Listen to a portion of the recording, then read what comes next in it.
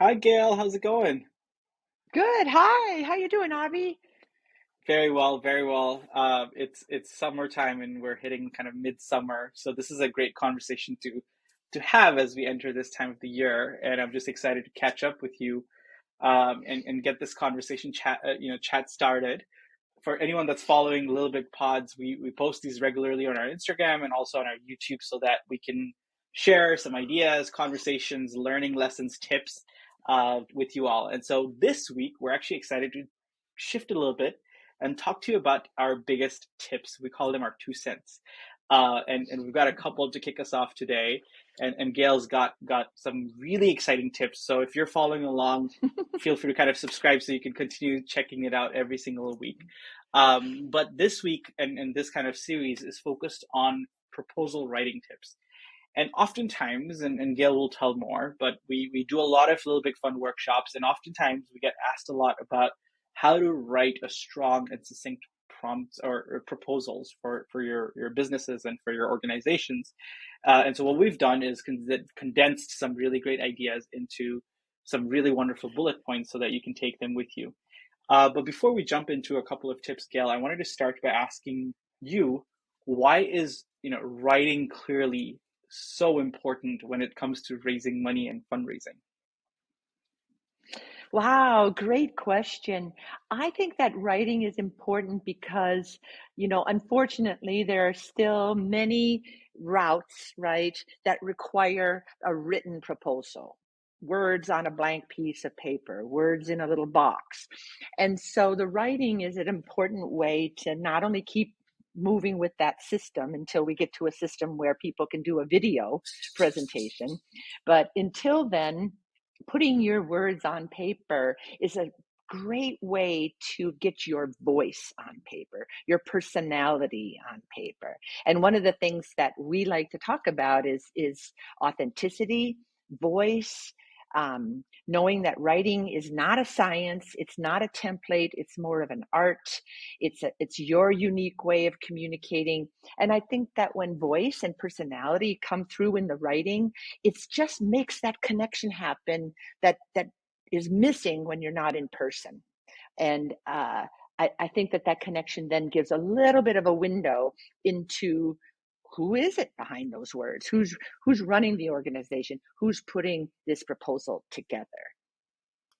I love that, and I think the words voice and personality as a writing as a way of bringing that up in front of people that you might not ever meet or have never met is a great way to build that initial relationship. Oftentimes, a proposal is the first thing someone's reading, right? So that is Mm-hmm. fantastic. Let's move on to into the tips. I think you've shared some incredible tips, and every week we'll share a few of them. But I wanted to start with your first tip. Tell us about your first writing tip for everyone that's listening. Well, it's kind of what I was just saying. Your writing is your style. It's your choice of words. It's your diction. It's your language. And I know that some of those believers are going to be writing in a second language. And that's unfortunate because that's a little bit of a detachment from your unique style. But again, just remember that your choice of words is what your writing should be. So embrace your language, embrace your words. And what I mean by that is if you're looking at examples of other proposals and you notice in reading them that there are certain words that just don't work for you, like maybe you don't use the word empower very often with your constituency. But then you read something and you think, oh, I got to use the word empower because that's what everybody else is writing. If you can't really own that word, then just double think about that twice. Put that over on the side and think about the way that you speak. Oops, sorry. No worries. I'll cut this part out. So Okay. no worries. If Start from you like the way you speak, and then I'll just like cut to that part. Okay. So one thing you can do is, just meet the page as if you were talking to somebody right next to you, if it was a conversation, and even if when you're writing you have an and an or you're not sure of what word to find your voice by just putting it exactly precisely out onto the paper without editing yourself, without comparing yourself. From there you can go back and shape it and make some changes to be more clear, but honor your style and honor your voice and honor your personality. If you tend to use the word awesome a lot, use awesome. It's okay. But then when you go back and edit, see if maybe you use one or two awesomes instead of five or six awesomes.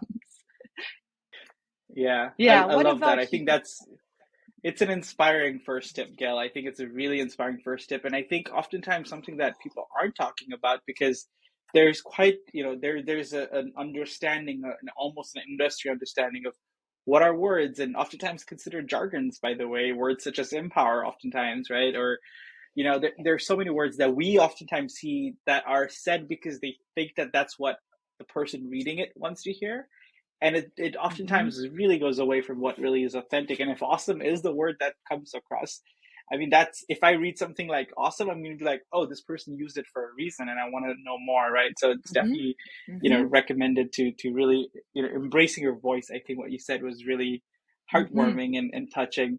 I know that the second one though is your second tip is also really fantastic, and I think this goes to the point of succinctness. So tell us, what's your second little big writing tip for today? Okay, so the way that I'm writing out this tip is the easiest decision that a reader can make is to stop reading. So make every word count. Get to your points quickly. Let the reader know that you want her to finish reading. And from the start, tell the reader why she needs to know what you know. So again, you want to have your unique voice, right? You want to have your personality, and that can be a hook. A person can get into it, but it's going to be really easy for them to stop if they're not also being, lured in, so to speak, right? So after you've put your voice out there, after you've put your personality out there, go back and make every word count. Maybe you have used awesome 3 times in one sentence. That's an example of getting to a point quickly, right? Take out a couple of those awesomes and let the reader know that you want her to finish reading by I guess what would be a way to say this? Let the reader know that you want her to finish reading because you're going to say pretty early on, this is what I'm doing. This is what you need to know. Yes, girls need to be educated. And in my community, they need to be educated because blah, blah, blah. And so it's a practice, right? You're going to shape things around, right? But maybe, you state with your mission statement right away what it is that you want me to know. But don't don't get too caught up in the what I would call the throat clearings. And then we did this, and then when I was 5, I did this, and when I was 7, I did this, and when I was 13, I did this. All of that's wonderful, and that can be in your first draft, but just really be precise and get me to the point um, about why I need to know what you know. What do you think, Avi? I love that. And I think it's oftentimes, and I think both of these tips are amazing. And for anyone that's listening, I'm sure it's kind of getting a lot of your ideas kind of rolling in your mind, especially if you're writing a lot of proposals, because it's so easy to want to tell everything to everyone about the amazing work you're doing. And I think you should be doing that. You should be telling people about your work for sure. But I think when it comes to writing a proposal, right, when it comes to that person that's behind the desk, whoever's reading it, you're talking about people that oftentimes are going through a lot of proposals at a time. And I think for that specific group of people, you probably want to be strategic. And I think a lot of this second tip is a lot about being strategic with your words and being, yeah, lean with those words to make sure you get to the point, because that person probably won't browse through everything, right? Whereas on your website, you could probably be a lot more detailed, and you could tell every single year since you started and what you've done. And that's probably okay. Mm-hmm. So, like, being strict, I love that advice. Gail, I think a follow up question on that, and I think this is a question we've gotten a few times in our courses as well, is when is a good time to make an ask? You mentioned how you should in the beginning kind of let you know why you're reading and what I want from you as the reader. Is it recommended to put an ask in the beginning, or do you recommend to put it towards the end, or where do you think is the right place? I know there's no right answer, but I'd be curious to hear your thoughts on this. I'd be curious to hear your thoughts too, Abby. I'm somebody who, along with Abby, is kind of working to, um, uh, make the application proposal writing process simpler, less complicated, less of, sort of words and hoops and metrics. And so, in that vein, I do think that getting early on a sense to the reader of what it is that you're asking for simplifies things, makes them more direct. And uh, if you're asking, I do think making the ask early on, you'll have to come back and, support it and talk about it. But making the ask early on is really quite smart, because think about how we do this in the regular world. Like, let's say that I have to have somebody come to my house and repair a broken window. When they show up at the door, I'm not going to tell them about all the water that came in. I'm not going to tell them about, how the bird flew into it and how sad it is. And it was really an awful thing to see the bird, because it was, but the window repair guy is at the door.